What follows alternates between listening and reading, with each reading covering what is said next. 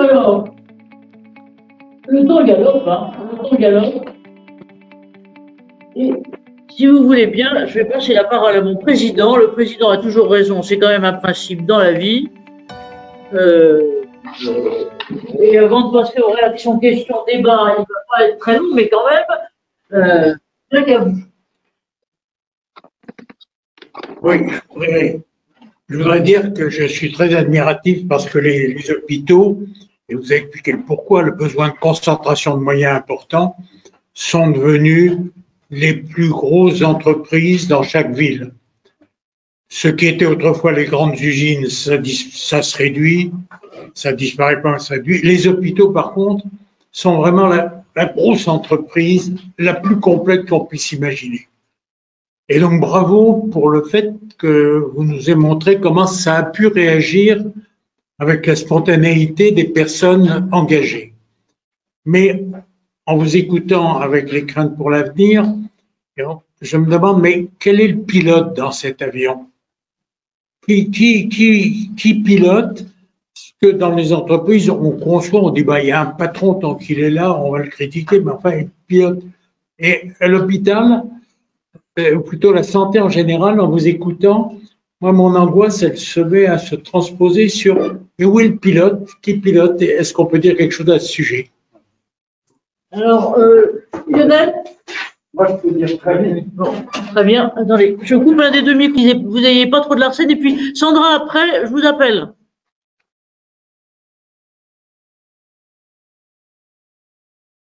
Voilà. Qui pilote les textes et les chiffres.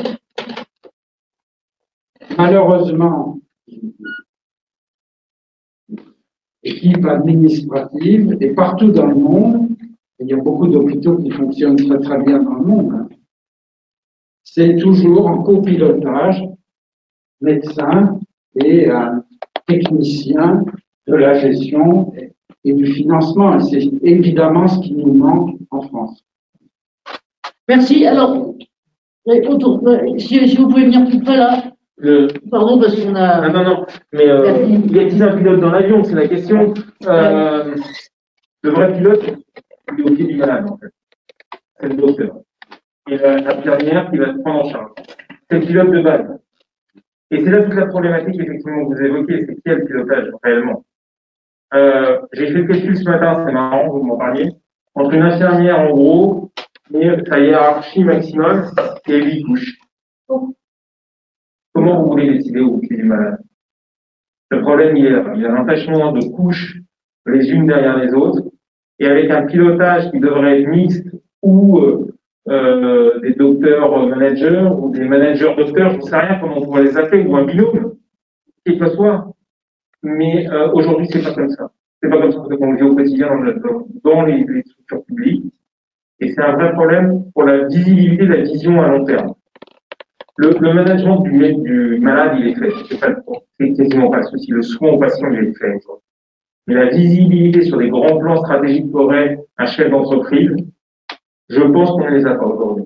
En tout cas, il y en a, faut pas dire qu'il n'y en a pas, c'est pas vrai. Mais ils sont, je pense, mal discutés. Mais voilà, c'est ma vision. Mais il y a des plans directeurs quand même. Faut pas.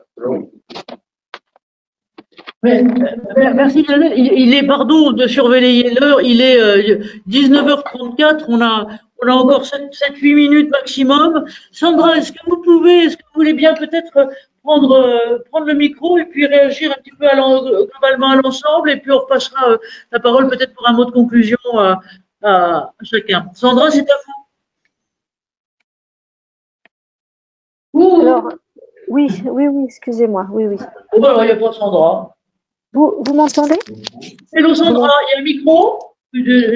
Oui, mon micro est allumé. Oui. Elles sont à quoi? On n'a pas de Sandra? Ah si, je suis là. Et vous allez m'entendre. Tout d'abord, je voulais vous remercier pour vos interventions respectives qui étaient absolument passionnantes. Il nous faudrait beaucoup plus de temps pour vous écouter. Jean-Marie Fessler, on aurait aimé entendre beaucoup plus de témoignages, avoir cette mosaïque de témoignages qui représente la diversité des situations auxquelles les professionnels ont été exposés, aurait été tout à fait intéressant d'écouter beaucoup plus longuement. Peut-être un autre rendez-vous pourra-t-il être organisé de ce point de vue-là. En tout cas, merci à tous. C'était absolument passionnant. Et en vous écoutant et en mettant en perspective ce que vous avez dit, également avec les questions qui ont été posées dans le chat, y compris la dernière question de Jacques Bouvet, on pourrait se demander finalement comment est-ce que collectivement, on pourrait désormais penser le management des connaissances, peut-être non pas seulement à l'intérieur d'un établissement, ce qui est déjà très ambitieux, mais au moins pour l'ensemble du système de santé, pour travailler collectivement sur la gestion de crise, mais pas seulement la gestion de crise, parce que comme l'a dit le docteur Lamont, il s'agit aussi de repenser le système beaucoup plus globalement avec la gestion des carrières, la revalorisation des salaires, etc., l'intérêt au travail, l'implication de chacun, a fortiori des médecins, dans les politiques et les stratégies déployées à l'intérieur des établissements et sur un territoire par les ARS, qui découlent évidemment de la politique de santé publique. Enfin voilà, il s'agirait de repenser peut-être une méthode de travail s'appuyant sur les connaissances que l'on développe à la suite d'événements comme celui-ci, et qu'ensuite on souhaite enrichir et transmettre pour continuer d'évoluer, d'apprendre et d'essayer d'être performant, en tout cas de faire tenir un système quand il semble extrêmement fatigué comme il est actuellement. Moi, c'est plutôt la réflexion que tous vos témoignages m'inspirent. C'est comment travailler différemment pour continuer d'apprendre toujours davantage. Et dans ce que vous avez dit à la fin, à la docteur Lamont, on sent bien que pour le moment, le compte n'y est pas. Mais charge à nous d'y participer, d'essayer d'impulser ce travail-là. Voilà, en tout cas, voilà, c'est ce que j'avais envie de dire en guise de conclusion. Et merci encore. Merci à vous, merci Sandra.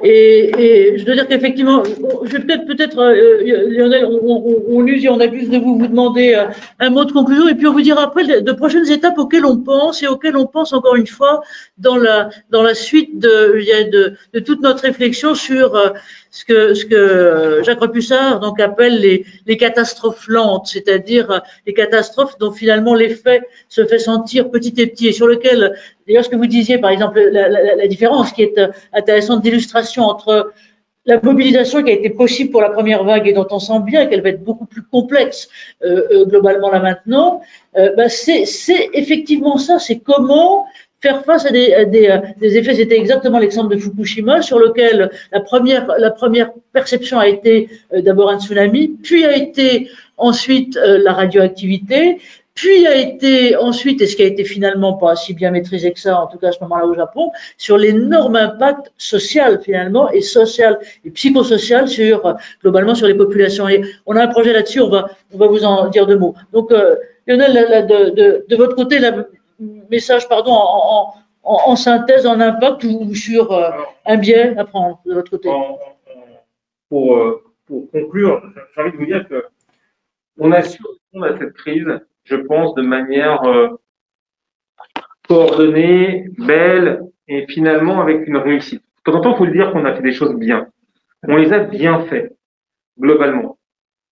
J'aimerais qu'on en tire des conclusions, de dire pourquoi on a eu cette réussite.